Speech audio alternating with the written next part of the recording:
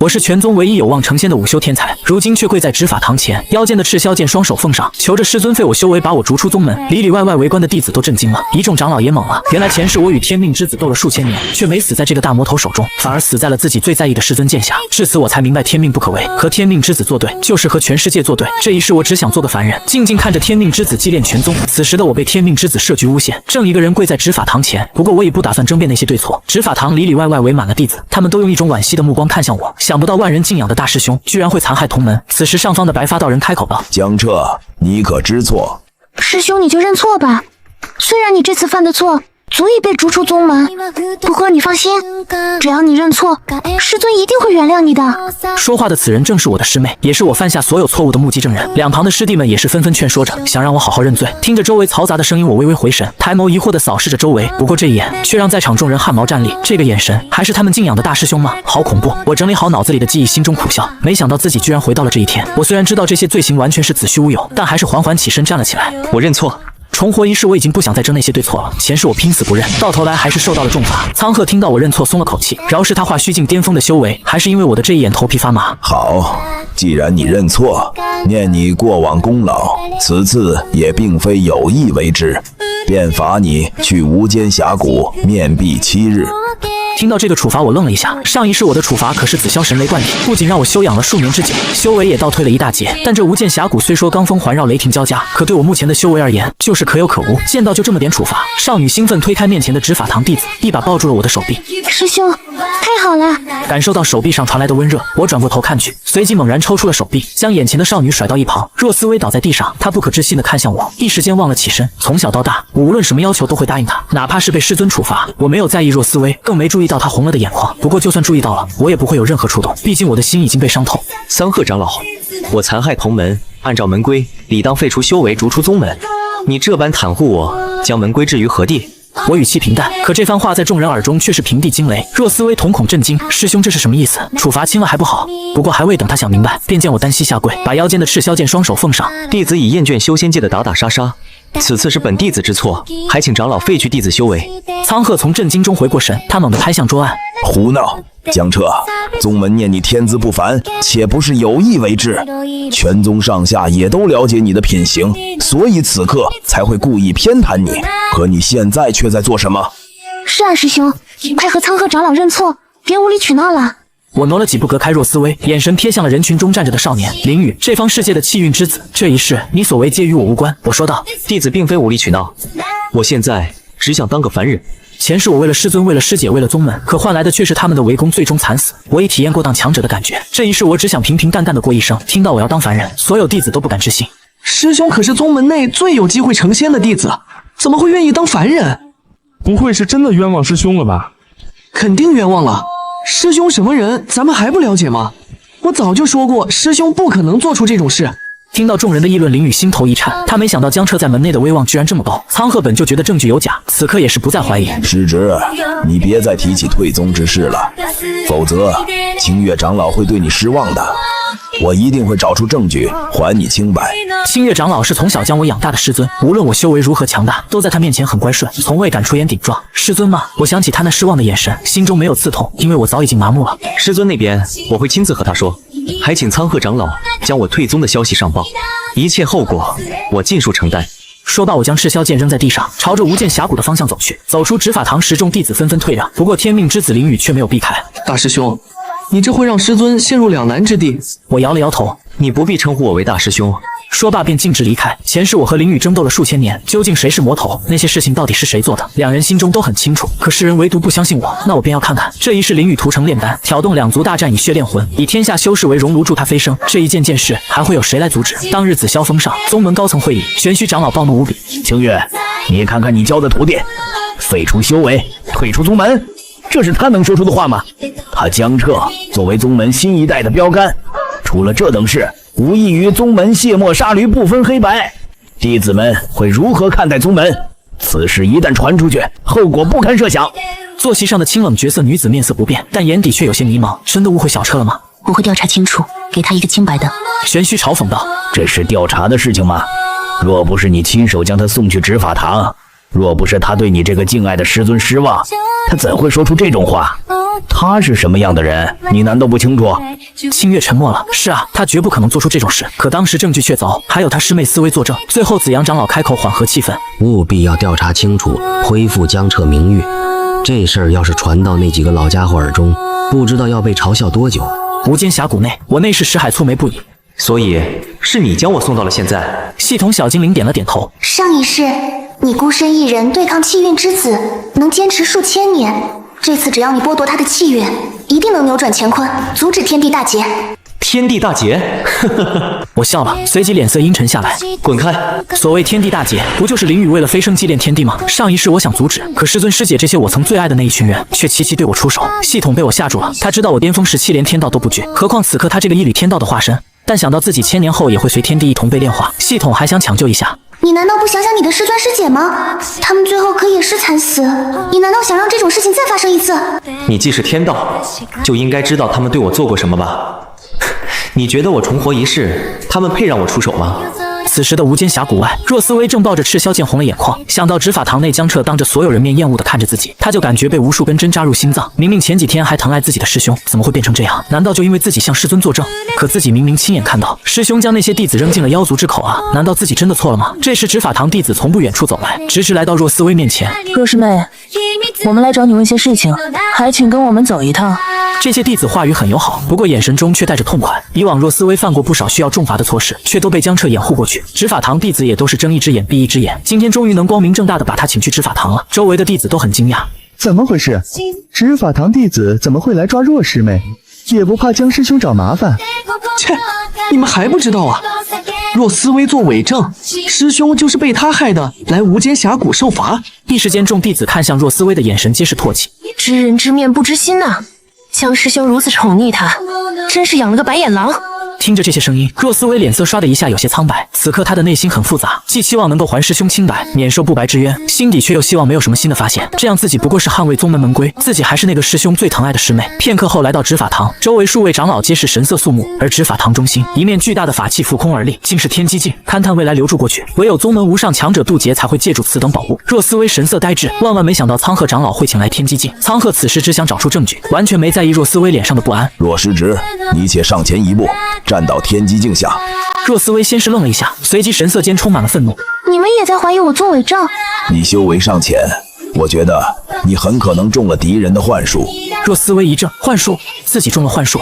他虽然此刻内心复杂，但还是走到了天机镜下。很快，大家通过此镜看到了那次外出任务，激战时暗处躲着一只曼陀罗蛇，自带天赋就是幻术。而江彻非但没有残害同门，反而还带着重伤救下数名弟子。投影完后，众人沉默了很久很久，直到苍鹤沉重开口：证据找到了，如今我们也该还江师侄清白了吧？面对道宫境大妖，誓死不退，只为守护同门弟子，有此弟子，宗门大幸啊！玄虚长老也感慨了起来。既然如此，你快将内容公示。江小子可是宗门的未来。说着，众长老陆续起身离开，独留若思薇一个人红着眼眶瘫软在地上。很快，宗门所有弟子都知道了这件事的真相，无一不对江彻心生钦佩之情，同时也对那些被救的弟子感到恶心，喊着要让他们跪在江彻面前赎罪。人群中，林雨看着刘颖时的画面也有些震惊，不就是死了几个灵海境的弟子而已，居然动用了天机镜，看来现在我也只能先把妖身隐藏了。而另一边，此时的我正在犹豫退宗之后去哪里好。北幽之境太过遥远，修为废了之后走10年都未必能到。西方一群秃驴看了就烦，整天就知道慈悲慈悲，或许大周是个不错的选择。300年来都没有大灾大难，不过此时系统却很头疼，他让我重生回来是削弱天命之子气运的，现在这算怎么回事？不过下一秒系统顿住了，看着四周不断闪烁的字体，手舞足蹈。什么情况？天命之子气运怎么削弱了？我们什么都还没做啊！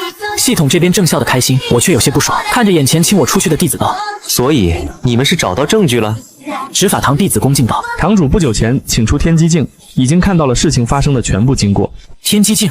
我没想到这次他们为了追求真相会请出天机镜。我还要在此地修炼，你们先走吧。可堂主还有诸位长老都在紫霄峰等着。没等执法堂弟子说完，我便摆了摆手打断，跟他们说，过去便过去了，我现在只想要专心修炼。这些长老无非是道个歉，然后让自己说几句宗门的好话。毕竟我在众弟子心中的地位可不一般，不过这地位也仅仅如此了。上一世可没人为我翻案，自紫霄神罚之后，我便逐渐跌落神坛，就连残害同门这种子虚乌有的事，也渐渐被众弟子默认。他们看着我的眼神都带着厌恶。执法堂弟子面色难看。师兄，若是您不去，我们不好交差啊。上头可是下了死命令，滚！还想像上一世一样道德绑架，痴人做梦。我只想自己活得舒心。执法堂弟子被我这一声冷喝镇住，当即便转身离去，不敢多语。而我知道他们肯定不会让自己退宗，既然如此，只能偷偷溜走了。紫霄峰上大殿气氛有些冰冷，苍鹤叹了口气，缓缓起身。我去把江彻这小子拎过来，都已经恢复了他的名誉，他还想怎样？闻言，子阳却看向了清月。我们已经拿出天机镜，你觉得他是因为执法堂的所作所为才不愿意来吗？众人一阵齐刷刷地看向了清月。是啊，从小敬爱的师尊不信任自己，这对江彻的打击该有多大？甚至还有自己的师妹在旁佐证，两个至亲之人差点毁了他，换作是谁都会心灰意冷的。此刻的清月也知道是自己调查不清，想到小彻过往种种，心中顿时懊悔不已。这件事情他要给小彻一个解释。这么想着，清月起身告退，离开紫霄峰。紫霄宗100里开外，正在赶路的我忽然停了下来，原本悠然的神情也变得有些沉默。有一道熟悉的身影落在了我的面前，宛若月光般孤傲清冷，正是我的师尊清月。我没有说话，直接绕过了那道身影。清月看到我无视他时，还是忍不住出声：“小彻。”我顿住了脚步，低声道：“师尊，这是我最后一次叫你师尊，从此以后你我相见不识。我的修为你可以随时取走，不过我这条命你得让大师姐来取。”清月不可置信地盯着我：“证据是思薇给我的，况且你现在不是已经洗刷冤屈了吗？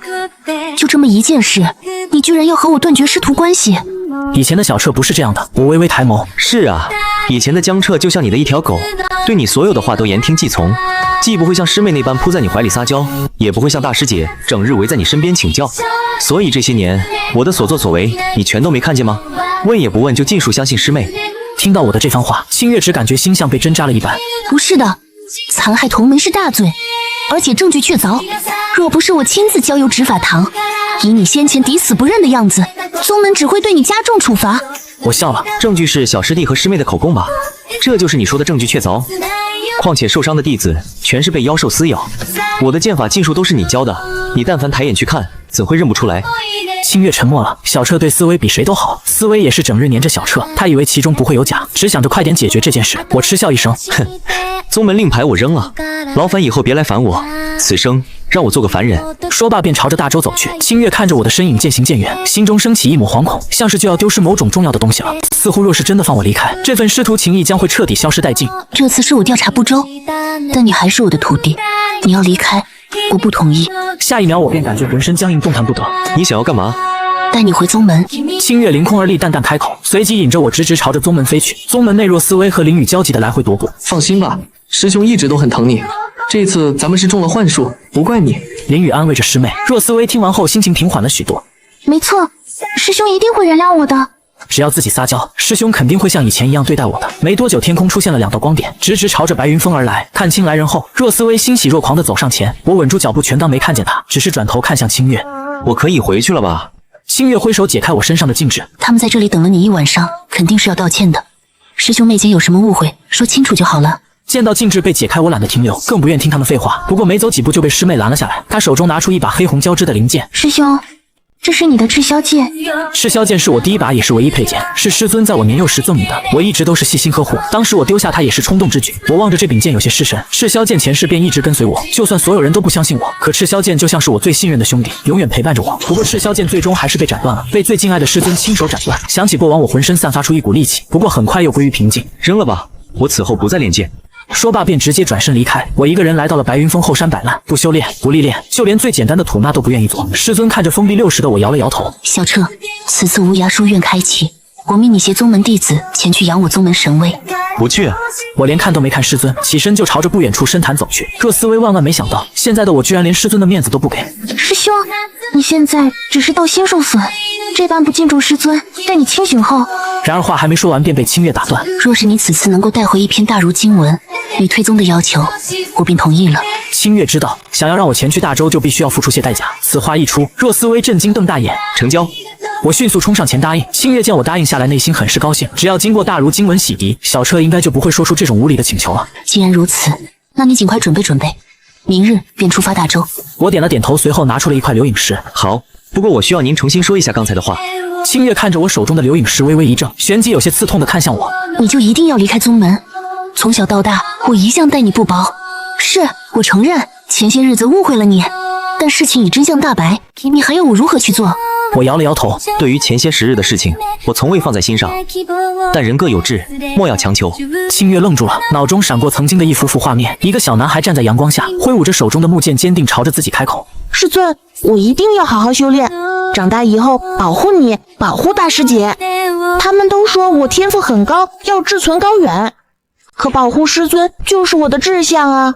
一直以来，小彻似乎都是这么做的，可现在却说什么人各有志，不得强求。清月只感觉心很疼很疼。次日一早，紫霄峰上聚满了前往大洲的弟子。刚刚到来的吴尘看见若思薇一愣：若师妹，你怎么一个人在这里啊？老姜呢？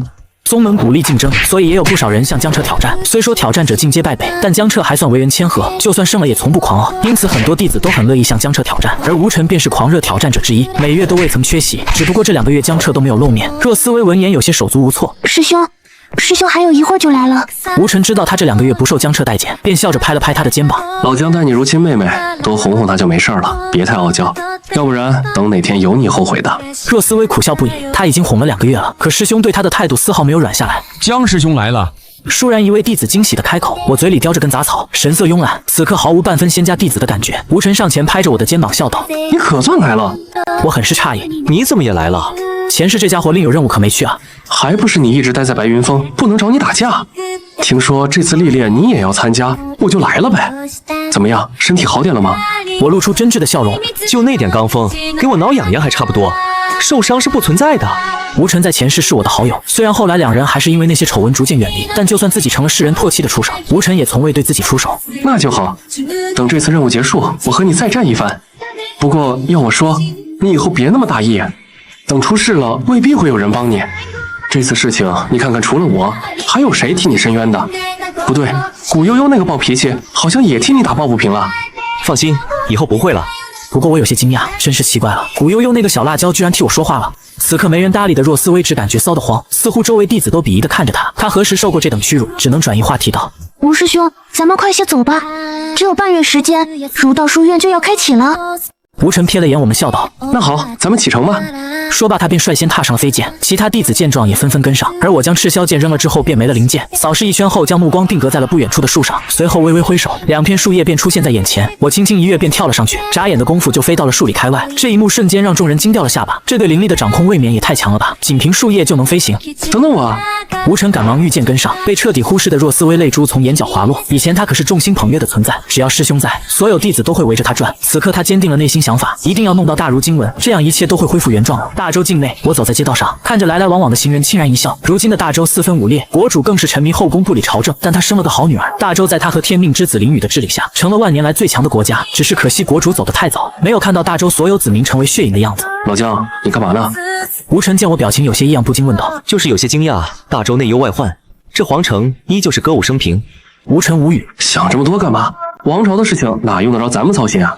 我带你去个地方吧，你这寡淡的性子要好好改改才对。我被拽着离开，虽说有些无奈，不过我也好奇要去什么地方。片刻后，我目瞪口呆地看着眼前莺莺燕燕。吴尘挑了挑眉：怎么样，敢进去吗？我轻笑一声：切，这有什么不敢的？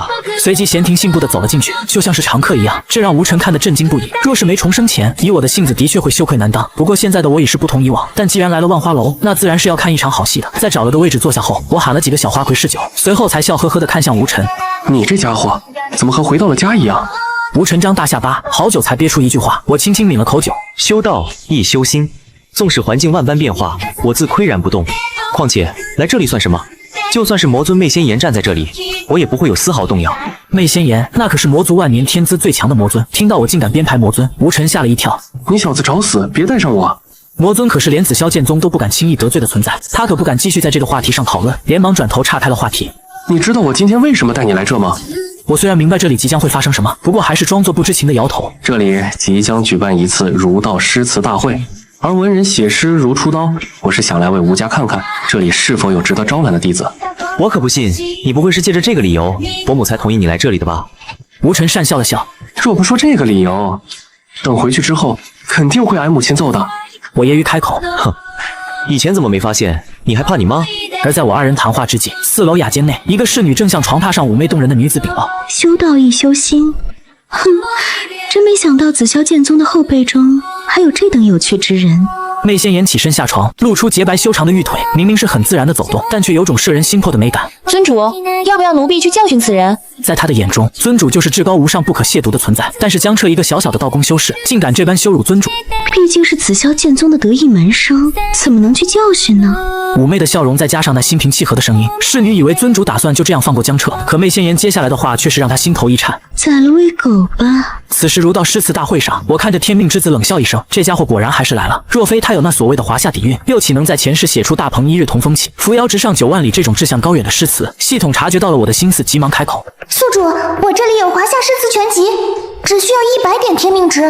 换了，我并不在意淋雨，而是想看看这所谓的华夏底蕴到底有多强。毕竟上一世他时不过千变被誉为万古文圣，也很好奇，若是淋雨提前看到了这些诗词现实，他会有何想法？与此同时，淋雨眼神中的轻狂引起了一个女子的注意。公子看来对此次宴会信息十足呀。女子声音清冷带着柔和，让淋雨一时有些失神。公子可能不知，这次诗词宴会可是燕王举办，来者不乏诸多大学士，就连芝山书院也是来了很多文人。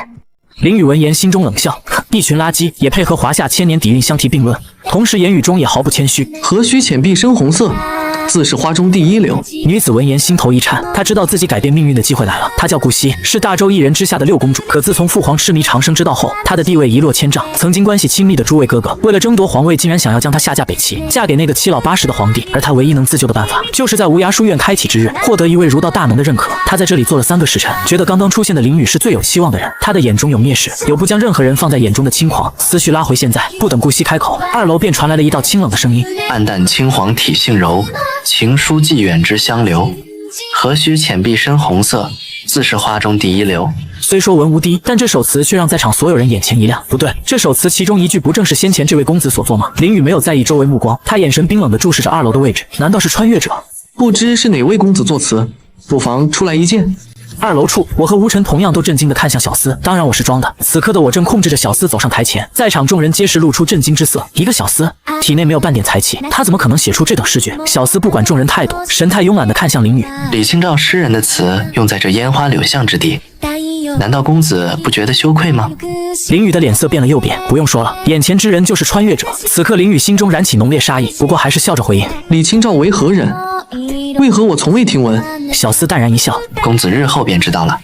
我只告诉你，李清照先生、诗仙李太白、诗圣杜甫的诗词我都曾拜读。对了，他们的诗词已经开始印刷，不久后典籍将会传遍天下。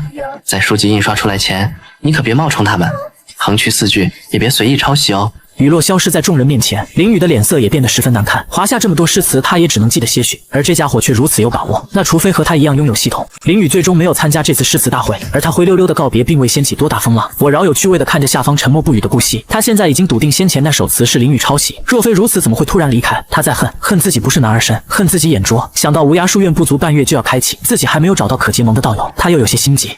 此次宴会很快便结束，走出万花楼的吴晨多了几分醉意。老姜啊，这次可是让我喝了个够啊！唉，只可惜那花魁居然没出现。我可是听说那花魁自带体香，柔弱无果，若是能够什么？我古怪地看着走近的妇人，又看了眼微醺的吴晨，不由得暗笑这小子要倒霉了。吴晨正欲回答，耳朵便被揪住。你个混小子，居然还敢带着江小友来这等地方！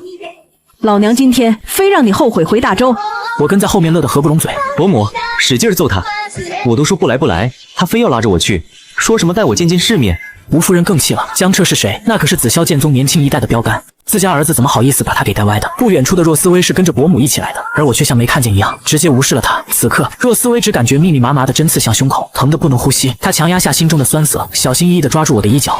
师兄，你为什么来这里？师兄以前别说这等烟花柳巷之地，就算是城镇也很少来。回忆里那少年宠溺一笑。下山做什么？我要好好修炼，保护你这个小傻瓜。点点思绪在心底掀起涟漪。若思薇不明白，师兄不过是道心受损，为何变化会这么大？我淡淡开口：我去哪？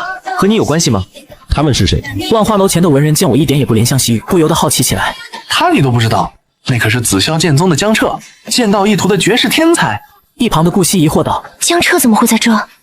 听闻江彻对剑道有所感悟，闭关有段时间了。屁的闭关！虽然江彻被诬陷一事紫霄剑宗要求保密，但天下哪有不透风的墙？随着一些知道内幕的修士讲述，众人便明白了我为什么没给那女修好脸色。可不是已经沉冤昭雪了吗？那毕竟是他师妹呀。又不能全怪那个小姑娘。江彻未免也太小家子气了吧？哈哈，你清高，自幼宠溺的师妹会不知道师兄的性格？看着站在原地的若思薇，又看了眼离去的江彻，不惜知道该怎么解决自己的麻烦了。而我在和吴晨分别后，径直朝着城外走去。南青青怀疑自己被发现了，而这家伙是想找个地方解决他。不过想到尊主的命令，他眼神随即变得凛冽起来。不管有没有发现，侮辱尊主者必须死。走出皇城后，我立刻御剑朝着人迹罕至的山林而去。我没有把握能胜过跟踪的人，必须要找个气息紊乱的地方，只有这样自己才有一线生机。这小子将我引出城，果然是打算解决我吗？还真是狂妄。南青青随即冷笑跟了上来。很快我便到了目的地，我将目光下沉，看向了脚下密密麻麻的枯骨。即使现在是大白天，还是感觉到了一丝丝凉意。宿主，难不成你打算重修魔道？我忽视了系统的废话，踏步走到枯骨中心，盘膝而坐。长袍沾染的糜烂丝毫没有影响到我。万物有始，以有形窥无形之门。天地不仁，善恶不定。随着我功法运转，风起云动，原本凝聚在尸骨之上经久不散的怨气凌厉，此刻竟以肉眼可见的速度凝聚。当南青青赶到时，看到眼前一幕，略微有些惊讶。这剑宗弟子竟然不知何时修了魔道，你可别冤枉好人，这可不是魔，而是鬼。我浑身散发着一股难以言喻的气息，似魔似仙，让人恐惧，忍不住膜拜。南青青可不在意这力量是什么，不管你是谁，侮辱尊主者，死！他抽出血红色长鞭冲着我挥来，见此我并没有反击，反而后退半步打了个响指，一具枯骨凭空出现，其身散发出无比诡异的气息。呵呵，南姑娘，这破网中期的小东西，你就好好享受吧。虽说脸色苍白，但嘴角处却带着几分戏谑。本来还以为是什么敌人，居然是这小妮子。南青青脸色有些不好看，她如今也才破网初期而已，想要短时间解决眼前的魔物，那根本不可能。你别跑，等我杀了这魔物，就要你狗命！我没有理会，轻笑着转身离开。既然这小妮子在这里，那媚仙颜绝对也在附近。虽然不知道现在的她什么实力，但最起码也是生死境。若她来了，自己想走都走不了。当南青青解决完这诡异枯骨后，她看了眼江彻离开的方向，只能愤恨地跺跺脚。这哪像传闻中那般正人君子，不仅修魔，甚至还怕死。而另一边，我不知跑了多远，这才堪堪停下脚步。没想到媚仙颜居然也在皇城，现在这么一弄，我还怎么赶回去啊？虽说对提升实力已经没什么兴趣了，但重来一次，我还想要做一些以前没做过的事情，可不能就这么没了。系统似是知道了我内心所想，你可是鬼祖，那媚仙颜如今也就生死境而已，修炼个几年，对付他不过轻而易举。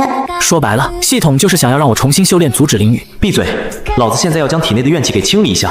毕竟刚刚凝聚了不少怨气，若是就这么回去，肯定会被不长眼的将我当做恶人。可没想到这一清理就是4天，在此期间，整个皇城被燕王、紫霄剑宗还有吴尘吴家的势力联合封锁，整个城池弥漫着一股肃杀之气。此时吴家后院吴尘急得来回踱步。4天前万花楼一别后，江彻就在无踪迹，而且在南城百里外也出现了战斗痕迹。也不知道若师妹是怎么了，江师兄失踪，他居然一点也不着急，还逛夜市赏花灯，那可是他亲师兄啊！众人莫不敢言。若思薇一是清月长老的徒弟，二是江彻师兄最喜欢的弟子。虽说现在师兄可能有些厌恶，但按照以往情况来看，原谅是早晚的事。这时院外出现了几道身影，吴尘连头都没有抬就知道是谁。怎么，居然有闲情逸致来这里？刚开始他对若思薇还是不错的，毕竟那次的诬陷在他看来的确是意外，但现在人品属实，不敢恭维。吴师兄，要我说，你联系宗门就有点多余了。如今才4天而已，师兄实力又那么强，不会有事的。林雨似是没察觉吴尘语气中的不善，身后的若思薇也是笑嘻嘻的附和。这里可是大周皇城，有龙气庇佑，不可能有妖物作祟的。而且师兄人缘极好，其他宗门的弟子更不可能对他出手。吴师兄，真是你紧张了？你们快来看看，我给你们带了不少礼物呢。一些人尬笑着接受，心中却对江师兄的付出感到不值得。江师兄照顾了他10几年，无论怎样都宠着他，可现在江师兄失踪，他却玩得这么开心。就在众人准备翻脸的时候，一道身影出现在了门口。看到来人，吴尘等人瞬间惊喜，抛下礼物就朝着门口跑去。我就说嘛，师兄肯定没事的。你们看，这不就回来了吗？呵呵，师兄，这2天皇城可好玩了，我还给你精心准备了礼物呢。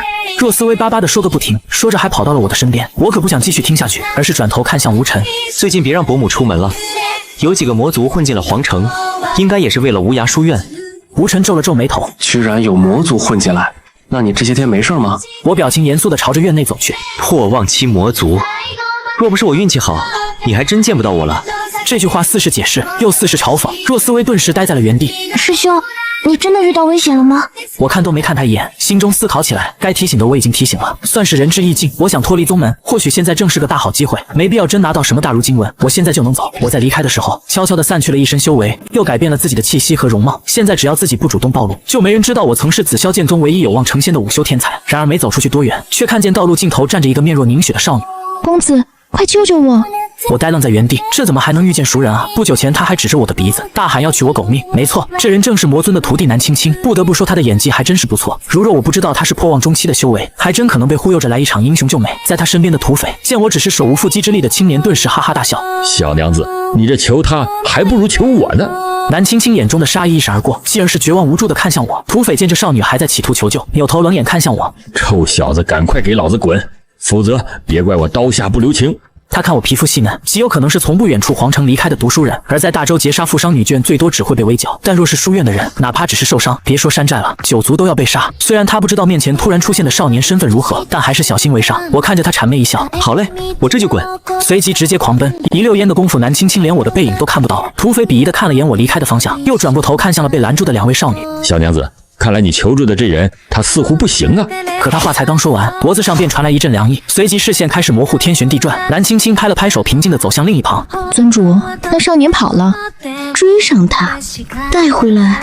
媚仙颜看着江彻离开的方向，饶有兴趣。虽说方才的少年实力不怎样，但内心清明，经脉贯通，这简直是修炼的好苗子啊！稍加培养，生死境不在话下。而且将他带回去，或许能让平静许久的魔族掀起些波澜。就在他思绪闪烁之间，我被南青青像拎小鸡一样的带了回来。我没想到媚仙颜为何会找我，但在他面前，我想要凭借目前的修为逃脱根本没可能。系统，来张千里遁空符。千里遁空符需要50点天命值，抱歉了，宿主，你的天命值不足。系统空间内小天道乐得龇牙咧嘴，他本就不想让江彻回归凡人，既然劝不住，那还不如让江彻跟着媚仙颜。妖族和魔族向来不对付，而后面淋雨成功的祭炼天地，以世间万物生灵助他成仙，很大一部分便是因为他的妖身。而江彻只要跟着媚仙颜，将来肯定能和这个天命之子对上。南青青见我一直呆呆地站在原地，指尖微动，一道灵力打在了我膝盖处，我吃痛不已，虽没跪下，但还是不情不愿地行了一礼。晚辈江彻拜见前辈，要不您还是放我离开吧，我就是个散修，从未干过伤天害理的事情。南青青对我的低头很满意，以为我畏惧尊主敬重尊主，可媚仙颜的话却是让他一愣。你不怕我，你的心很平静，并没有弱者见到强者的敬畏，而散修对强者有着与生俱来的恐惧，不敢轻易得罪任何人。还有，虽说你修炼的功法很杂，但似乎是有意为之。那么这位公子，不知可否告诉奴家，你到底是什么身份？雨落媚仙颜身子微微前倾，灼热的呼吸贴近，眼神中带着几分玩味。我的心止不住的跳动，眼神也开始迷离。我以前是道宫巅峰修士，为了争夺宝物，杀了大宗门弟子，怕被寻仇，所以这才改修了其他功法。见我一脸痴迷的将自己以前经历和盘托出，南青青崇拜的看向尊主，果然没有任何人能逃得过尊主的媚术。而当我反应过来后，顿时惊恐的瘫软在地。你对我做了什么？媚仙颜摆弄着垂下的青丝。既然你在躲避仇家，不如就跟着我吧，我还可以指导指导你修行。我知道自己逃不了，只能绝望的点了点头。随后三人看似无言的往附近的城池赶路，背地里二女却一直在传音。尊主，这次我们可是在人族领地，带着他恐怕容易暴露吧？无碍，即使暴露又如何？人族又有几人能杀我？就算能，代价也不是他们能够承受的。跟在后面的我眼神愉悦，还真是傻，千年后傻，千年前更傻。媚仙颜从未对自己的本命天赋产生过怀疑，也从未有人挣脱过他的幻术。前世就是这种自大的性格，导致将魔尊的位置让给了我。想到前世，我一时也有些感慨，上辈子与天命之子对抗千年，我以魔族为根基力战妖族人族，只是可惜灵与谋划更深，以至于整个魔族都葬送在他的手中。就在二人交谈之际，一道白发胜雪的女子出现在面前。星月看着眼前画面，抿嘴不语。两人都称得上人间绝色，实力也颇为不俗，难怪小彻会待在这两人身边。就是小彻一直躲闪不敢直视的眼神，让他内心一时间五味杂陈。你就这么害怕被我认出吗？不知道道友拦路所为何事？媚仙颜有些好奇清月找他的目的。清月抬眸看了看我，你这位小厮天赋不错，就是没有得到很好的指点。既然道友不在意，不妨送给我如何？此话一出，南青青愕然地看向我。尊主青睐就算了，现在居然清月仙尊都想要收徒，这小子天赋真就那么好？我则是低着头，内心狐疑。师尊收徒从不看天赋，可为何现在一见到自己就想收为徒弟？尤其是自己还是一副卑躬屈膝的样子，难不成我是漏了什么破绽？身旁的媚仙颜对上他的目光道：我虽说还未收他为徒，但君子不夺人所好，何况是这么好的苗子？清月仙尊未免有些过了吧？谈收徒之事未免尚早，你确定他会同意吗？清月对于江彻的品性十分了解，媚仙颜闻言笑着看向了我。你是否愿意拜我为师，被两人盯着，我心中暗自苦笑。这两人不管拜谁为师，自己日后都要走上老路。更何况我也并不愿拜任何人为师。我的沉默让媚仙颜笑容一凝。怎么，你不愿拜我为师？空气中弥漫的杀意让我瞬间回神。我虽不知前辈实力如何，但在我看来，绝对很强大。能拜入前辈门下，不知是多少年修来的福分。听到这个答案，媚仙颜露出了满意的笑容，清月的脸色则以肉眼可见的速度阴沉。小家伙，你最好知道自己在说什么。江彻竟然当着他的面拜别人为师，这不仅是不顾多年的师徒情面，更是在看他的笑话。我神色如常行了一礼。清月仙尊威名如雷贯耳，您能屈尊招揽我这种小人物，是我的荣幸。不过小子命薄，受不了您的福泽。清月闻言猛地震碎了四周的树木。你还真是好大的胆子！这么说，你是一定要拜他为师了？几百年了，他从未如此愤怒过。突如其来的怒火让我一愣，尤其是师尊刚刚的眼神，我感觉自己似乎都被看穿了。或许刚才的话让两位前辈误会了。诚然，和清月仙尊相比，我更愿意拜这位前辈为师。但是，这是在我没有师门的情况下。如今的我虽然离开了宗门，但还未与师尊解除师徒关系，因此并无拜师的打算。此话一出，清月的怒意不减反增。你还打算解除师徒关系？生死境的威压弥漫，丝丝鲜血从我的嘴角溢出，但我仍然直视神色复杂的清月。是，此刻我就算再傻，也明白师尊看出我的身份了。我虽然不知道他是如何察觉的，但历历在目的前世告诉我，他的徒弟并不是那么好当的。这简单的一个字，如同千斤重锤砸在了清月的胸口，让他感觉白云峰上所有的一切都成了笑话。他很想说好，然后就这样与江彻解除师徒关系，从此相见不识。可想到江彻自幼就跟在他后面，可怜兮兮的想要学习法术，想到曾在桃花树下，这个小屁孩目光坚定地说出他的志向就是保护师尊这个好字，他却是怎么也说不出口。他很想知道小彻为什么想要离开宗门，离开白云峰，更甚至要和他断绝师徒关系。可千言万语，此刻他也只说得出3个字：为什么？我看着痛苦的师尊，不知从何说起。是前世一次次的失望，一次次的希望，直到死前的麻木绝望。可这些还没有发生，就算说出来，他会信吗？我没有过多的解释，只是眼神坚定地看向师尊，而这坚决的目光让他不敢再追问原因。似乎一旦问出，师徒之间的情谊便会立刻断绝。身旁的魔尊一直静静的没有开口，直到清月离去，这才向我投来探究的眼神。你不打算说说自己的身份吗？初见时，他本以为已经掌握了一切，但现在看来，这小子的秘密还有很多。我哪有什么身份？如果非要说的话，只是一个曾经奉献了所有，最终一无所获的失败者罢了。前辈，我先一步入城休息去了。南青青却是有些不明所以。尊主，他这是在发什么疯啊？不仅拒绝了您，甚至还和清月仙尊硬刚。媚仙颜笑了笑，这谁能知道？走吧，我这一趟要见的故人，如今也正在面前的这座城里。大周皇城，无尘无家，无尘慵懒地站在我的身边。恐怕这一趟历练，你是不打算回去了吧？他自认对江彻还算了解，江彻这段时间的表现，明显就是要与白云峰还有清月仙尊割裂开。我轻笑一声，求仙问道，摘星当月，非我所愿。呵呵，无尘，当你见过顶峰之景，便知所谓修仙者不外如是。无尘一时有些失神，看着眼前之人近在咫尺，却又感觉隔了千万里。你真的要离开宗门吗？不求道，入人间。希望相见之日，你我都各得其所。随着话音落下，我的身影也淡出他的视线。而魔尊这一边，在城外遇见清月之后，我便已经打算和他们辞别了。虽说和媚仙颜一起会有诸多乐趣，但离开才是我最好的选择。我累了，不愿意干涉这所谓的天地大劫。不过你媚仙颜若是想，倒不妨一试。还没等我走出皇城，一个乞丐便拦在了我面前。虽说身上脏兮兮的，但我还是认出了他。老先生，您是在这里等我吗？乞丐默默从怀里掏出2枚铜板。小家伙，不介意老夫为你算上一卦吧？介意。老先生每卦都牵动天下大事，小子命薄，有些事情还是不知道的为好。既然你这么说，那我也不浪费了。这2枚铜板还等着买个热乎包子呢。不过老乞丐还是劝你一句，天命已乱，大事可动，有些恩怨躲是躲不了的。你是回来了，可其他人也未尝不能。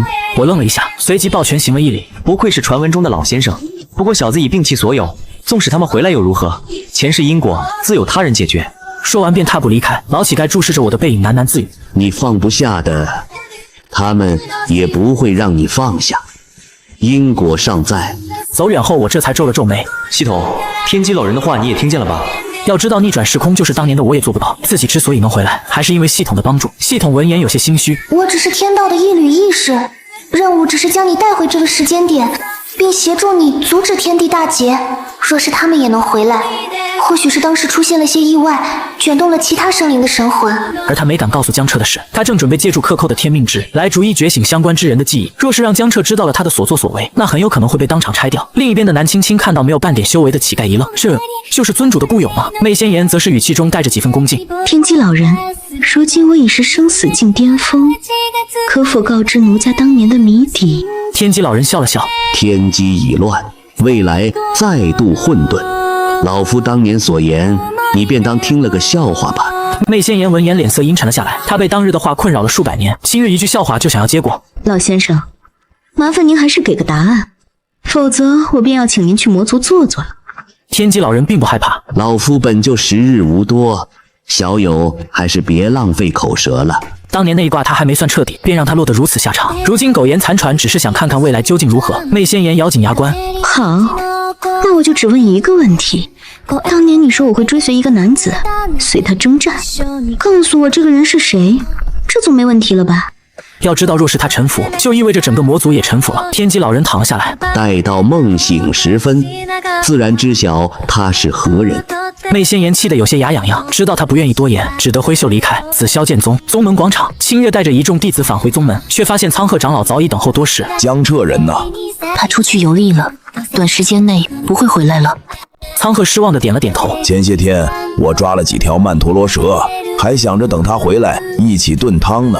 上次诬陷后，他就觉得对不起江彻，便亲自去了趟百断山，将道宫境巅峰以下的曼陀罗蛇全部斩杀。现在看来还是先养一阵子吧，等宗门大比后再给江彻。跟在后面的林雨此刻死死地拽住衣袖，内心杀意疯狂涌动，因为被屠的曼陀罗蛇里有一只是他的妖身，而他一直以为是妖身误入强者领地，不慎被战斗余威波及才导致丧命，没想到居然只是因为苍鹤想为江彻出气，哈哈，这可真是可笑。如今还要重修妖身，苍鹤你还真是该死啊！清月没有心情和众人闲聊，现在的江对他而言太陌生了，他隐隐觉得不是道心受损的问题，甚至有可能是被夺舍了。毕竟江彻和吴尘说的那些话，一个小小的道宫境修士可领悟不出来，但自己看不出来，天机境一定能可以。一念至此，他来到宗门后山，天机境就矗立在这境地之内，但此刻的天机境却与平常不太一样，丝丝怪异的力量从其中溢散出来。这种情况清月也是第一次见到，可还没等他明白这是为什么，天机境忽然光芒绽放，将他包裹，一股是他，但似乎又不是他的记忆涌入脑海。记忆里他正带着一众宗门弟子赶往百断山，而此刻百断山内，林雨以及数十位修士被囚禁在妖族地牢下，而江彻却被单独囚禁在一个牢笼。在他们视角里，妖族恭敬地将许多真修送往这里，女修一个一个的被丢了出来，被困住的修士愤怒地咆哮，但在他们看不到的角落，江彻却手脚被铁链牢牢捆住，根本没有一点意识。而林雨的妖身正在逐个吞噬昏迷的女修。画面一转，此时被困弟子都已经被清月救出。执法堂内，面对众人的指认，江彻百口莫辩。若思维满眼失望，吴尘冷着脸一言不发。众多弟子们用如同看垃圾的眼神望着江彻。未来的清月更是替江彻直接认下罪责，记忆至此逐渐停止涌入。同时，万里之外的一处无人之地，系统看着消耗殆尽的天命值摇了摇头，可惜了，没能坚持到林雨真正露出獠牙的时候。而待在原地的清月久久难以回神，他想着未来的画面，又下意识地摸了摸心口的位置，很疼，像是被针扎了一般。不久后，清月的眼神又变得无比坚定，他一定要阻止这些事情的发生。另一边，我继续悠然前进，还在路边救下了一位昏迷的少女，竟是那大周六公主。一个怪老头不由分说，把不知为何重伤的顾惜塞到我手上，然后就马上消失不见了。我错愕地看着地上的女子，心里暗骂这老头发什么疯，可她已经消失得无影无踪。我无奈只能低头看去，随后挥手打出一道灵力探查起了她的伤势。3息后，我骂骂咧咧地收回目光。这女子浑身经脉俱碎，神魂受损，如今已是强弩之末。但下一刻，我的脸色再度黑了一分。看这铠甲，居然是大周的将军，这老头是有病吧？这不是要整个安平村的百姓跟着一起走吗？随后，我朝着天空大喊：“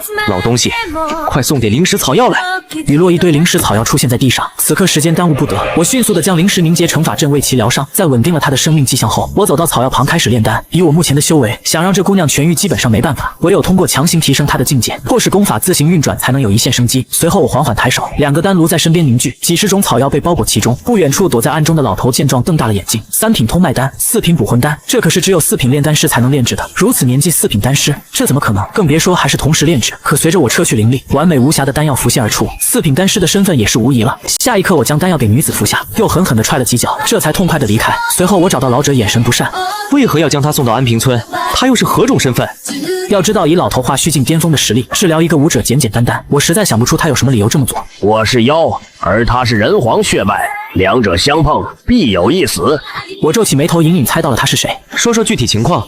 老者此时没有继续隐瞒，原来自从他察觉到大周要对千鸟门出手，便一直暗中观察，防止战斗余波威胁到安平村。可没想到千鸟门在面对大周镇压时，竟然会选择同归于尽。而每一代人皇对他龙族都没有什么好感，他怕人皇会质问他为何见死不救，这才在紧要关头将人皇之女救下。闻言，我的心绪缓和了下来，挥了挥手，我已经离开很久了，你再不将他送走，很快他就会醒来。老者点了点头，随后来到阵法前，扛起顾惜就飞向了北邺城。大周边境，北邺城，此刻所有人都沉浸在悲伤之中，似是对顾惜的缅怀，又似无形的羞愧。可小云却倏然破涕为笑，迅速地朝着北邺城外飞去。此刻城外一处石洞中，虚弱的顾惜紧张地看向四周。下一刻，洞穴外忽然传来一些动静，在顾惜惊惧的眼神中，小云突然冒了出来。他本以为脑海中忽然出现的声音是幻觉，可是看到公主真的在这里，眼泪簌簌地落下。看到来人是小云，顾惜紧张的神情也是得到了缓和。公主殿下，您怎么会在这里？顾惜看着痊愈的身体回忆道：我记得千鸟门在自爆之时，一道身影忽然出现，替我缓解了疼痛，也让我的意识保持清醒。这位前辈不知道将我带到了何地。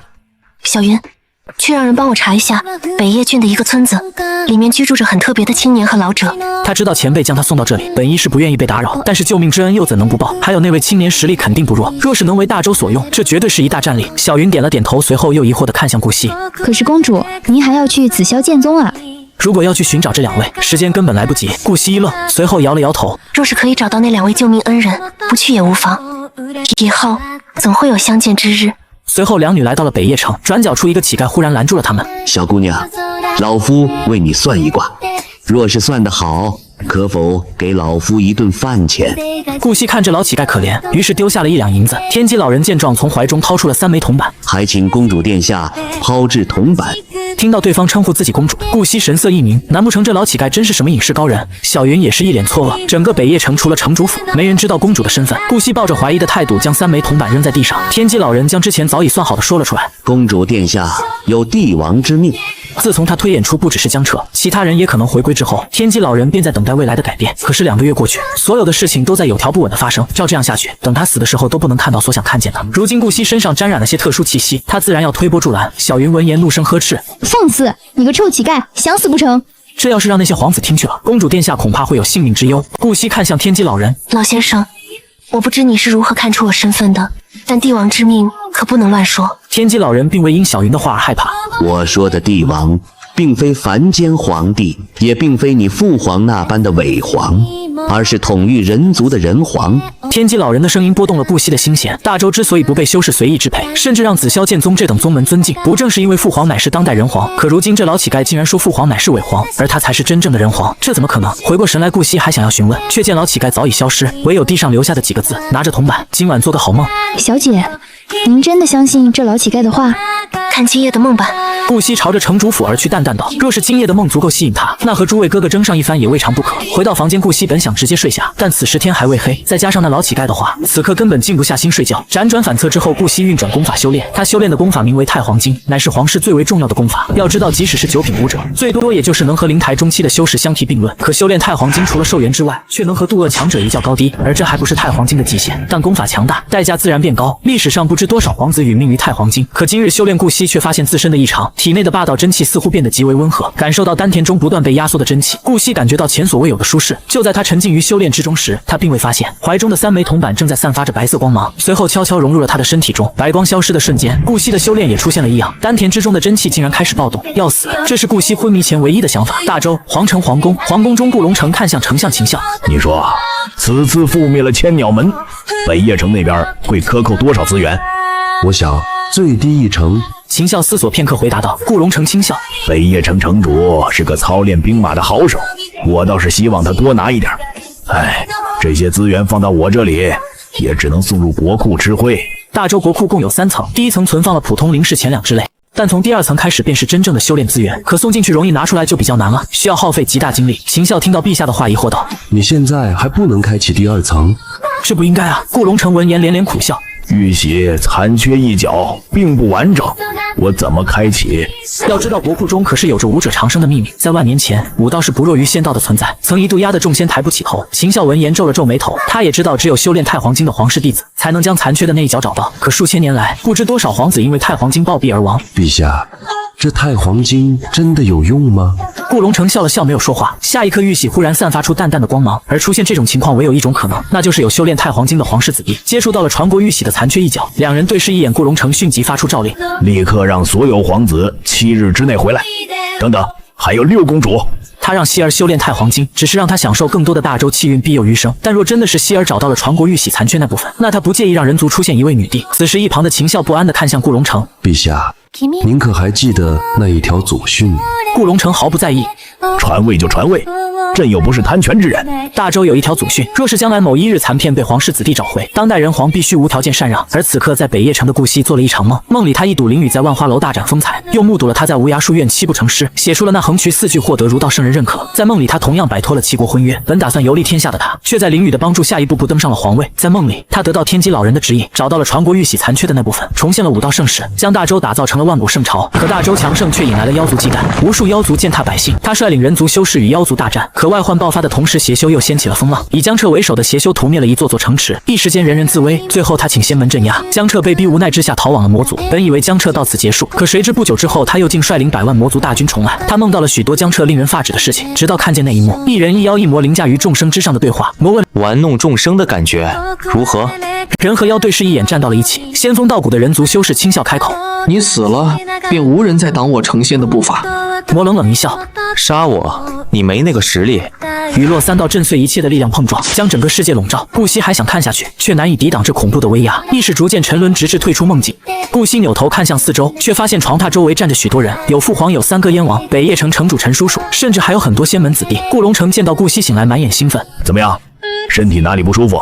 需不需要我请丹宗的弟子来给你看看？顾惜闻言哭笑不得，我就是睡了一觉而已，用不着如此兴师动众。见他没事，顾龙城也是舒了口气。哪里是睡了一觉，你可是足足昏迷了1月有余，要不然我们怎么都会在这里？顾惜闻言愣了一下，有这么久吗？在他的感觉中就是做了个梦而已啊。顾龙城平退了屋内的所有人道：希儿，是不是有人暗算你，害得你陷入昏迷？顾惜摇了摇头，只是修炼出了点岔子，一向暴躁的霸道真气忽然温和了下来，我就没有镇压，任由他朝着丹田汇聚。没想到他突然反扑，这才导致我昏迷。顾龙城闻言大惊失色：希儿，你修炼前接触过什么吗？顾惜思索一番后缓缓开口：灭了千鸟门后，我身受重伤，被2位隐士大能所救，后来又遇到了一位老乞丐。顾龙城闻言没有多大的反应，他刚来的时候就知道了救命恩人的事情。至于那位老乞丐，在顾惜昏迷的时候，小云也与他讲过了，而他也在第一时间亲自前去寻找这几人。但这里面居然有一个是龙族，大周和龙族素来就是敌人，但这蛟龙救下了希儿，还有这满身的功德，也就当作不知道他是妖了。救你的应该是一只蛟龙，而那位老乞丐我却没有寻到。听到是蛟龙，顾惜惊喜交加，他不确定救他的是不是梦中的那头蛟龙。在梦中，玉玺残片就在一头蛟龙的陨落之地，在被他得到之后，大周便开启了武道盛世。父皇，他们此刻在哪儿？他现在只想确认这件事情。顾龙城轻轻点头，他们2个都被请到了城主府，你若是想见，随时都可以。城主府后院中，我指着面前的老头骂道：我就说吧，别救别救，你个老不死的，害苦我了。就算救人，你护住他的神识就好了，干嘛还让他意志清醒？我怎么都没想到，顾惜当日并没有完全昏迷。若是早知今日，我宁愿不救。敖顺扯了扯嘴角，全当没听见。这确实是他的问题，但也怪不得他。顾惜当时已经命悬一线了，他也不敢压制对方求生的意志，而且这也没什么，现在只是被请来而已，并没有限制他们的自由，就是想等公主醒来后亲自道谢。我就想不明白了，在这里有吃有喝，自在又痛快，你干嘛这么想离开呢？我见状没给他好脸色。你懂什么？一个散修，擅长炼丹；一个大妖，浑身功德。就顾惜这傻乎乎的性格，绝对会强制我们去大周。我哪有心情陪他玩？敖顺不明所以，这不是挺好吗？在大周当官，享受大周气运。你知道个什么？在他手底下做事，又苦又累，狗都不干。那顾惜是个好女帝，可好皇帝也就代表着累啊！而且以后林雨肯定还会参与进来。门外顾龙城神情古怪地看向女儿，希儿，你以前是不是认识他？这怨气没个10年8年可积攒不下来，而且希儿一直都挺好啊，这小子为何会这么说？此时顾惜走上前，悄悄地看向远处的少年。若是之前有人这么骂他，或许已经跳起来一巴掌拍过去了，但在梦中却有个人见他一次骂他一次，那个语气和面前的少年简直如出一辙。目光看去，顾惜一时间有些失神，轻声呢喃：“魔头江彻。”院内我忽然神色一凝，愕然地看向院子门口。我此刻有些怀疑自己的耳朵。魔头是前世人族对我的称呼，这一世我还没有入魔，他们又怎么会看出我的身份？公主殿下，您刚才说魔头江彻？顾惜闻言急忙摇头：“你听错了。”都怪那场梦，若不是昏迷之时，梦中每次江彻见到他都会骂他蠢货，而眼前的少年也叫江彻，他又怎么会认错了人？随后赶忙岔开话题，看向敖顺：“多谢前辈救命之恩，若非您，我已经在那场爆炸中陨落了。”举手之劳而已，可真要说救，还是江彻这小子。若非他及时炼制出极品通脉丹和补魂丹，我也无能为力。此话一出，顾龙城愣住了，看向我的眼神逐渐火热起来。如此年纪，这等人才，就算是紫霄剑宗也找不出啊！若能为大周所用，就再也不用可怜兮兮的去求丹宗了。小兄弟，有没有兴趣来我大周做点事情？我看着敖顺暗骂一声，随后讪讪的开口：“陛下这就不用了，我志在四海，其他的着实没有兴趣。”小兄弟，谁说为大周做事就不可云游四海了？虽说我们比不上仙门，但还算有点底蕴。我可将日行100万里的龙云战船送你。有了这等宝物，你不是想去哪儿就去哪儿吗？我眼见就要说不过，只能将目光转向顾惜，而他没读懂我的想法，但还是站了出来。父皇，丹药而已，不必如此在意。顾龙城见我是真的不愿，也没有强求。虽你不愿为我大周做事，但终究还是救了我的女儿。不妨说说，想要什么奖励？见到顾龙城不再坚持，我笑了笑：“救助公主，就当是积德行善了。”敖顺，你有什么心愿，不妨和陛下说说。敖顺闻言愣住了，他救助顾惜的本意只是不愿被波及，没想到会有今天的局面。他在犹豫许久后，看向了人皇：“陛下，可否允许老夫顺着江河走一趟？”此话一出，院内的气氛顿时沉默了下来。走礁是化龙的一种方式，江河决堤，水漫万里，交过之地生灵涂炭。顾龙城自然不能答应。就在要拒绝的时候，顾惜却拦住了他：“我同意。”随后看向一脸不悦的顾龙城，连忙传音道：“那位前辈体内有传国玉玺丢失的一部分，所以咱们不仅要保护他渡劫，还要在成功后册封他，将他和大周气运牢牢绑在一起。”顾龙城闻言激动的微微颤抖，随后看向敖顺点了点头：“我同意，但是有几个条件。首先，你走礁之时，大周将士会跟着你，为你提供帮助的同时，保护大周百姓。其二，当你化龙成功时，需成为我大周的镇国真龙，庇佑大周，万世不衰。”敖顺闻言愣住了，他就没想到顾龙城会答应。与此同时，一段回忆涌入脑海。1000年前曾遇到过一次大水，他便顺着千山走礁逆流而上，可却在即将走到终点的时候，被一支恐怖的燃烧军团挡住去路。他们所过之处，山洪尽皆蒸发。当时他欲要凌空飞过，却被队伍最前方浑身散发着火焰的男人一个眼神逼退。区区蛟龙，见到我等为何不避？若有下次，定斩不着。要知道他当时就已是化虚境巅峰的存在，但却有一种感觉，如果不退，自己就会随着山洪一起蒸发。也正是因为这一眼伤到了他的神魂，所以他才来到了安平村隐居。思绪拉回现在，敖顺激动的连连点头。这是举整个大周之力助他化龙，镇国真龙享受大周供奉，只要大周愈发强盛，那他成仙都不是问题。见事情已经敲定，顾惜走到了我的面前：“与我出去走走。”院外两人并肩而行，顾惜挑眉看向我：“江兄，以你现在的境界，最多也就300载寿元，但是20年内，大周将会彻底崛起，可有兴趣陪我见一见人道昌盛？”我无奈地看着他：“公主，咱忽悠人也不是这么忽悠吧？20年统一诸国都不可能，我就不陪你玩了，告辞。”见我要离开，顾惜轻笑一声：“凡人族子民皆在人皇管辖范围，虽说你是修士，但只要不到生死期，我便能找到你。你确定要离开？”我脚步一顿，悠悠地看向顾惜，因为他所说不假。巅峰时期的人皇，别说生死境，只要还未成仙，只要还在大周的疆域，不管如何隐匿，都会被人皇找到。随着希望破灭，我无语地看向他：“早知道我就不救你了，这怎么还恩将仇报？”顾惜抿嘴轻笑：“大周欢迎你的加入。”打住！我虽同意加入大周，但我可不去皇都。需要什么丹药，联系我就成。说完，我便转身离开。另外一边，顾惜找到了顾龙城：“父皇，江彻答应加入大周了，但我的语气有些威胁，他很可能会跑路，所以最好今夜就将他带回皇宫。”顾龙城闻言一愣：“希儿，你糊涂啊！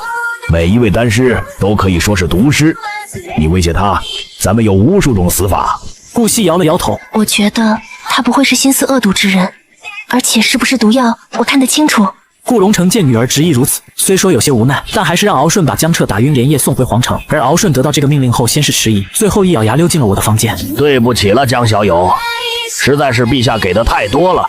次日，大周皇宫，我气急败坏地摸着后脑勺的大包。敖顺，我一直拿你当忘年之交，可你居然敲晕老子！敖顺心虚地移开视线，这不能怪我，人皇有令，我哪敢不从？我懒得听这家伙废话，直接把他赶了出去。事情至此已经明了，顾惜定是已经觉醒了前世的记忆，而他曾研究过我几百年，应该是看出了些什么，否则也不会这么着急把我带回黄洞。看着一层又一层的围墙，我沉默不语。实力啊实力，看来不修炼还真的不行啊。1年后，这期间大周似乎是忘记了我这个人，偶尔顾惜会来一趟说说天下大事，顺便请我炼些丹药。我也很满意这种生活，每天种种的做饭，平淡而又充实。江公子，今日吃些什么呀？这天顾惜推开大门，笑嘻嘻地走上前，我瞥了眼顾惜，无语道：好歹也是公主，蹭饭还蹭上瘾了。在这儿的1年里，她每隔10天半个月便会来一次。顾惜拍了拍长裙笑的谄媚：谁让你做饭这么好吃的？最主要的是，这饭不仅好吃，还可以稳固修为。我白了他一眼，但还是起身去了厨房。顾惜则是笑嘻嘻地站在院子里。江彻，你一个人做饭挺累的吧？我给你打下手啊！我黑着脸没有搭理他，这家伙偷吃还差不多。屋内我有条不紊地做着菜，屋外顾惜像只百灵鸟，叽叽喳喳个不停，不时见说的我心烦就会赶忙闭嘴，像个乖宝宝似的。1个时辰后，大家酒足饭饱，顾惜在一旁幸福又满足地摸着肚子。江彻，你的手艺简直比御厨还要好。对了，我今天是有事情和你商量。我以为又是老事情，便直接问道：这次需要什么丹药？不是丹药的事情。顾惜神色多了几分严肃，随后神神秘秘地靠近了我。紫霄剑宗出事了，林雨在百断山被发现，似乎和妖族有所勾结。有没有兴趣与我一起去看看？此时白云峰内，若思微哭得梨花带雨。师尊，是不是有什么误会？小师弟您还不了解吗？您不能将他送去执法堂啊！当初师兄被您送去执法堂时，他就对我们寒了心。够了，不是我非要送他去执法堂，而是他真的大逆不道。这次试炼除了林雨，其他队伍的路线都被我改了，可为什么原定路线上皆是伏兵？若思微闻言呆住了，他不敢相信师弟真的勾结妖族，但他还是咬了咬牙看向清月。师尊，求求您了，师弟肯定只是一时糊涂，不要带他去执法堂啊！看着苦苦求饶的若思微，清月恍惚间看到了江彻被诬陷时他那不依不饶的模样。为什么小彻被我带去执法堂时，你甚至都没有求情？而林雨入门才不过几年，他到底给你灌的什么迷魂汤？若思微抬眸凄然一笑，我惹麻烦时，是师兄宠溺的帮我解决，我修炼上遇到问题，也是师兄指导。慢慢的，我喜欢上了师兄，可无论我怎么暗示，师兄都只是将我当作妹妹，当作亲人，对我没有任何想法。而师弟不同，师弟助我冷马，带我游山玩水，看遍繁华。如今师弟待我最好，我怎能不替他求情？清月微微失神，他怎么也没想到思微曾经喜欢过小彻，可现在似乎是又喜欢上了坑害小彻的林雨。晚了，我已经将林雨送去执法堂。不久后，执法堂内，清月看着林雨缓缓开口：你还有什么要解释的吗？林雨苦笑一声：既然是专门针对我布的局，那还有解释的必要吗？他在紫霄剑宗最大的靠山便是清月，可如今他都开始为自己做局，那再怎么解释都没用了。念在师徒一场，给你2个选择。林雨，你是自裁，还是让我送你去魔窟？林雨淡然地看着清月：师尊，我跟在您身边几年了，难道就没有半点师徒情谊吗？他要为自己争取一丝生机，只要师尊对他还有半点感情。清月看着他的身影，最终还是不忍心。未来还没有发生，或许真的可以改变呢。小彻，你怎么看？而此刻一旁的我，只是当初离开宗门时，在系统那里兑换的一个替身人偶。人可以大度，但不能白痴。一旁的人偶说完便闭上了眼眸。清月闻言脸色有些难看，但还是望向了大殿前方。宗主，小雨毕竟是我的徒弟，我代替他受罚吧。看到这一幕，我便从人群里悄然退了出去。结束了。当清月愿意替林雨受罚时，这件事情便只能算是个误会。此时系统空间内，系统要被这一幕气炸了。这清月简直就是个白痴，杀了林雨的人参不好吗？这样就能大大延缓他祭炼天地的脚步。系统越想越气，随后以狠心消耗掉克扣的30万天命值，全部用来觉醒清月的前世记忆。此时执法堂的众弟子都已经退去，只留下宗门高层和林雨。清月看着眼前的众人，正要说话，可忽然一股记忆涌入了他的脑海。师尊，谢谢你。若不是你，我恐怕已经死在了江彻手中。若不是你，我也无法完成祭炼天地生灵的壮举。清月冷着脸不顾身体的创伤，所以我的清白，还有小彻做的事情，都是你做的。林雨笑着点了点头。江彻的天赋很强，强到我怀疑他才是所谓的天命之子。若不是天道加持，我也不可能活着。哼，不过幸好有你们，是你们让他彻底绝望，是你们将他拯救苍生的想法打碎，也是你们为我换取了一线生机。看着奄奄一息的师尊，林雨缓缓地向前走了一步。我本不打算祭炼你们的，可奈何我距离吞噬天道还有一步之遥。说到这里，林雨没继续说下去了。他不喜欢解释，在他的心里永远不会轻视任何敌人。虽然现在所有的生灵都被他吞噬了，但万事皆有意外。清月死死地盯着眼前之人。我待你不薄，天下人也待你不薄。这亿万生灵，你怎么下得去手？林雨控制着祭炼清月的灵力，同时轻笑出声。那江彻呢？他待你们不薄吧？数次救你们于危难之中，为了天下甘愿与众生为敌。可到头来呢？是你亲手一剑断绝了他的生机，而我只是将你们用在他身上的手段用在了你们的身上而已啊！清月愣住了，尚有意识的生灵也都愣住了，脑海中浮现出一位身后是无尽黑暗的青年。原来他身后的黑暗才是光明吗？所以现在他们如此结果，都是自己曾经种下的因吗？所有人都沉默了，一旁的清月又哭又笑，如同疯子一样。那个他看着长大的孩子，居然因为救世而被世人所灭，哈哈哈！原来小彻一直都不是什么叛徒，他的剑从来都只为身边的人出鞘啊！清月的视线逐渐模糊，想到小彻死时绝望而又平静的眼神，清月苦笑着放弃了挣扎，任由林雨将他祭炼。意识弥留之际，似是回到了从前。小彻，是师尊对不起你。若有来生，师尊一定会选择相信你。随后一滴血泪从眼角滑落，清月缓缓睁开了眼，自己不是已经死了吗？随后抬眸看见面前站着许多熟悉的身影，苍鹤、子阳、太上长老。看着这些面孔，清月又倏然地低下了头。人死后果然会来到归墟之地吗？一想到是自己害得大家陨落，他根本不敢面对众人。看着发呆的清月，林雨缓缓走上前去。师尊，我先扶您回去吧。林雨，清月忽然回过了神，随即怒火涌上心头，一个闪身出现在他的身前。就在庞大的威压即将砸下时，苍鹤抬手将林雨的身形拉了过来。清月，你发什么疯？在执法堂时还要替林雨受刑，现在居然又动了杀心。外面可是还有不少外宗修士，这是嫌笑话不够多。清月没有说话，只是低头看向手心，是灵力的波动。死人也能调动灵力吗？忽然又一串记忆涌入脑海，清月先是一愣，随后眼中闪过惊喜，这才意识到刚刚发生的一切只是前世的记忆。于是看着被苍鹤护在身后的人影道：林月，我不能让你活着了。现在的他不过灵海境，只要能将他杀了，记忆里的一切都不会发生了。就在清月话音落下时，宗门紫霄剑便从境地飞出，落到了他的手中。众长老见状神色复杂，如此就说明紫霄神剑认可了他此时的所作所为。可想到清月是准备对宗门弟子下手，又都纷纷拦在了他的面前。清月，紫霄剑是用来杀敌的，林雨便是最大的敌。一想到千年后小彻为了众生奔波，却落得那种下场，清月眼中的杀意愈发浓烈。在众人身后的林雨知道，现在的师尊是真的想要杀他，可是为什么？明明在执法堂时，师尊还愿意替他受罚。众人也是不知所措。虽然清月和他们都在同一个境界，可他手里有紫霄神剑啊，若是借此催动紫霄神雷，他们联手也未必接得住。杀他，总得给个理由。清月没有说话，只是一味地释放杀意，提剑向林雨走去。众长老无奈，只能准备出手。你们真要等我杀他？雨落，一股强烈的杀意席卷而出。此时众长老见大殿外的弟子都被这一股杀意赶走，而清月又是一副不死不休的架势，于是纷纷收起了力量。罢了，灵海境而已，没了就没了，没必要拼得你死我活。只要事后他们出手镇压消息，保住清月的声誉就好了。随后众人默契地让开了路，苍鹤更是将林雨当作同等境界的修士对待，直接出手封锁住了空间。你要杀我？林雨眼神痛苦地看着师尊，可清月却只看到他虚伪面具下的嘲弄，似乎在说他只是一个蠢货。师尊，是您将我带上了修炼之路。是您让我从一介凡人成长到如今地步，如果没有您，我现在已经……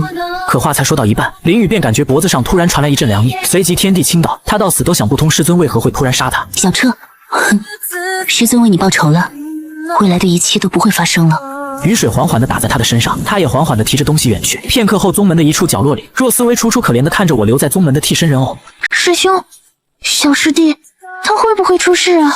人偶瞥了一眼若思薇，这谁知道，反正我没事。师兄，你还要闹到什么时候？师尊可是要杀小师弟啊！人偶没有理会他。你若是担心，不妨自己走进去看看。哼，来这质问我，是显得你们师姐弟情深吗？生死境的清月当时是暴走的状态，别说人偶这个道宫境修士，就算生死境之上的化虚境都难以靠近。这时宗门里一位亲传弟子看不下去了。江彻，若师妹无论如何也是在关心清月仙尊，你这是什么意思？嘲讽吗？小小的误会而已，竟然让你记恨这么长时间。没等他再多说一句，整个人便瞬间飞了出去。巨大的声响引起众人的注意，纷纷侧过头看去是谁下的手，但下一秒却都齐刷刷的不敢直视。小彻也是你配说的。星月眼神淡漠地瞥着那名亲传弟子方向，随后收回视线看向了我的替身人偶，冰冷的眼神瞬间变得柔和，甚至畏畏缩缩半跪在地上。小彻，我知道你能通过人偶感受到我的存在。你看啊，我给你带了个礼物。星月像是献宝一般将手中之物提起，这样以后的一切都不会发生了。你高兴吗？星月絮絮叨叨地说着，卑微地祈求原谅，可人偶就像没听见一样。而此时若思薇怀疑自己出现了幻觉，一巴掌抽向了自己的脸庞，在感受到疼痛后，他呆住了。这居然是真的！师尊他真的跪在师兄面前，师尊他真的杀了小师弟。一时间眼泪如同决堤一般。小彻，我做了这么多对不起你的事情，可你依旧在保护我，保护整个天下。现在我回来了，林雨也死了，所有的事情都还没有发生，我们好好的，可以吗？就像你小时候住在白云峰那样。清月伸手想触碰人偶的脸颊，触碰这个他伤害了千年的孩子。人偶后退半步看着清月，虽然我只是一具人偶，但看到你还是觉得恶心。他拥有我完整的记忆，虽然只是人偶，但是在此刻他仿佛也是有了感情一样。清月的脸色瞬间发白。你居然说我恶心，这是你的意思吧？小彻怎么会恶心我？我做了这么多错事，他都选择原谅我的。现在我杀了林雨，我回来了，我不再做错事了。小彻应该高兴才对啊。人偶闻言冷笑出声，哼，当你躺在林雨怀里的时候，他就失望了，是你们让他不愿再战斗，也是你们亲手扼杀了他。清月失神地摇了摇头，真的是他亲手断绝了小彻生还的可能吗？清月再次朝着人偶跪了下去，求求你，告诉我小彻的位置吧，我想要补偿他。人偶嗤笑一声，害了江彻不知道多少次，事到如今说补偿，你也配？不是的，不是的，小彻，你听我解释，我是被林雨骗了，我真的不是有意伤害你。大雨依旧还在下着，可这并没有激起人偶任何同情。谁都可以不相信他，可独独你不该不相信他，甚至将他推向了众生的对立面。清月愣住了，因为人偶所说是事实，他疯狂地扇自己巴掌，似乎在赎罪，希望能得到小彻的原谅。此刻子阳想要将清月扶起，却被紫霄剑挡在了10步之外，于是只能看着即将消散的人偶道：人非圣贤，孰能无过？小彻和清月多年师徒情谊，大家可以坐在一起好好谈谈的。人偶闻言笑了笑，师伯，我知道你重情重义，也知道在你眼中宗门大过一切。你问问他，若是他敢告诉你他做了什么，我不仅将江彻的位置说出，甚至可以告诉你千商当年的埋葬之地。子阳闻言瞳孔一缩，你知道千商的消息？他当初极力培养江彻的原因，就是希望江彻可以接替他的宗主之位，他到时候就可以孑然一身的去寻找千商大哥。人偶点了点头，而一旁的清月却不敢说自己为什么下跪，更不敢提起千商的埋骨之地，那是他前世一生的屈辱。你一定要这样吗？清月屈辱愤怒地盯着面前的人偶，人偶如同看垃圾一样看着清月。呵呵，看来你也觉得丢脸啊，在曾经的爱慕之人面前。够了，不要再说了。人偶话还没说完便被清月打断，生死境的威压在这一刻释放而出，四周的建筑包括人偶瞬间消散，但下一刻清月却慌了，现在唯一可以找到小彻的人偶也消失了，他该怎么办？而此时系统空间内，天道化身看着增长的天命值没有丝毫高兴，反而愁眉苦脸，他没想到清月居然真的会杀林雨，要知道林雨是可以消耗吞噬点来复活的，更重要的是，所有的一切都将不会按照前世的路线进行，林雨就会像藏在暗中的毒蛇，永远不知道将会从哪里发起进攻。宿主，林雨被清月杀了，现在只有你能找到他，咱们要快点发现他新的身份，否则我们回来就没有任何意义了。杀了！闻言我脚步一顿，眼中顿时多了几分戏谑，看来我是不能离开了，这场好戏越来越精彩了。得到未来记忆的清月，拥有系统和天命眷顾的林雨，着实有趣啊。而林雨虽然谋略超群，但这次他面对的是苏醒的众生。此时某处偏远之地，复活的林雨不可置信地看向紫霄剑宗方向，师尊是疯了吗？竟然会直接杀我！他很想质问师尊到底是为什么，可最终愤怒只是化作灵气消散。平复了一会心情后，林雨开始思考接下来怎么办。紫霄剑宗肯定是不能毁了，就算他换了副躯体，但清月也有可能发现他。林雨眼神里闪烁着怒火，就算是他师尊又如何？在他出手的瞬间，两人师徒的情谊便彻底斩断了。可是我该怎么报仇呢？而与此同时，紫霄剑宗若思薇从昏迷中醒来，似是想到了什么，着急忙慌地跑到了师弟的房间，但看到里面空无一人后，整个人就像丢了魂一般。师弟一定去历练了，对，师弟去历练了。可这种想法只是持续了一瞬，不远处的声音便将这种幻想彻底打破。清月边走边喃喃自语，似是在忏悔什么，而手中提着的人头正是他想见的人。若思薇跑过去，一把抱住林雨的头。你为什么要杀小师弟？为什么？他从来都没做过对不起你的事情。看着泣不成声的若思薇，清月的眸中竟然闪过一丝杀意，可看见他抱着的东西时，杀意又陡然消失。若思薇揉着怀里的头，喃喃自语：师尊疯了，师兄消失了，小师弟更是。话还没说完，便愣在了原地，看着手里缓缓消散的东西，若思薇顿时泪水决堤。就连念想师尊，你也不愿意留下吗？清月眼神没有落在他的身上，只是转过身慢慢走远。小彻，罪魁祸首已经伏诛，而在我心里，你才是真正的万古第一人。所以不管你怎么待我，我都不会再有任何怨言。只希望你能像曾经一样，饶恕我犯下的错。我就算耗尽寿元，就算穷极一生，也要找到你，好好的弥补你。说罢，身影直接消失在原地。清月为了找到江彻，此生第一次开口求人。掌门师兄，你要帮帮我。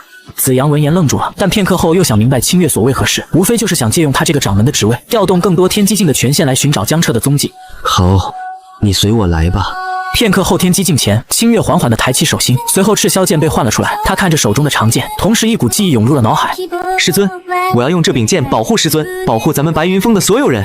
画面一转，黑衣少年浑身满是伤痕，生机几乎要消散殆尽。而在那群敌人最前方的，赫然就是少年的师尊。回过神来后，清月怔怔地看着手中长剑，如同拿着圣物一般。随后，一股浓厚的生命气息涌入赤霄剑之中，清月的脸色瞬间变得煞白。一旁的子阳被这一幕吓住了。生死境大修是为了寻找一个小小道宫境，不仅动用了天机境，甚至还献出了500年寿元。而这天机境不失所望地浮现出一幅画面，一个黑衣少年正悠闲地在小溪边散步。虽然看得很模糊，但清月还是认出来了，这是小彻。清月刚想伸手触摸画面上的少年，可下一秒画面便陡然消散。师兄，你照顾好宗门，我这就去将小彻带回来。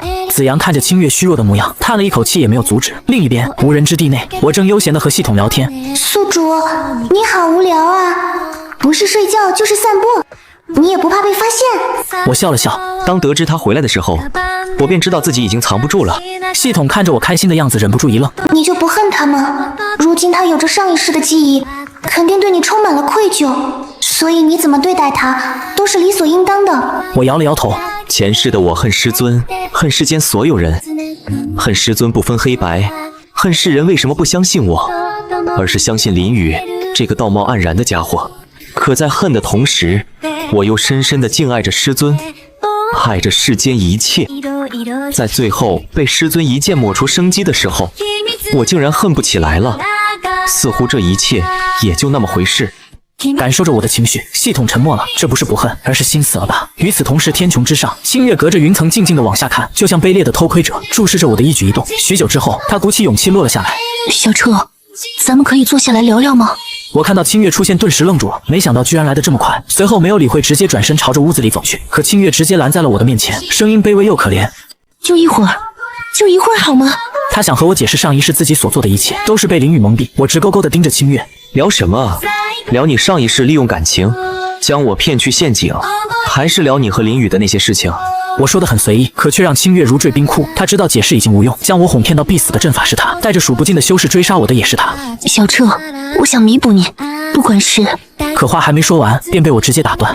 你我既无因果，也无交集，这弥补谈何说起呢？清月愣愣地看着我，没有交集，这是要将曾经的一切当作没有发生，所以这是原谅我了吗？清月破涕为笑，一定是这样，小彻一定是原谅我了，对，所有的一切都重新开始了。念及此，清月看向我，浅笑道：“以前没有因果，现在有了。你一个人住在这里很无聊吧？要不我搬来这里住，你也可以有交流的对象。”系统闻言瞪大了眼珠子，好卑鄙啊！这就打算将前世全都撇过去。江彻可以忘掉过去，忘掉那段不好的记忆，但清月有什么资格忘记？若不是清月他们这些帮凶，灭世大劫早就被江彻阻止了，何须重来？小彻，既然是咱们要做邻居了，我也去你屋子里坐坐吧，看看你是怎么装饰屋子的。我拦在他的身前，没有让他进去。清月也没有生气，在他眼里，小彻虽然还没有原谅他，但是能让他靠近，这就意味着还有可能。而且如今林雨已死，他有的是时间陪着小彻，1年不行就10年，10年不行1000年。他相信终有一天，小彻会被他感动的。我忽视他的存在，看向系统。林雨妖身怎么样了？按照时间点，如今他的妖身应该已经是道宫巅峰，并且即将开始对百姓的杀戮。不出所料，林雨很快就会往紫霄剑宗泼脏水了。我想知道妖身的情况，再决定该怎么赶走清月。应该是在修炼吧，这个时间段应该是在吞噬妖兽。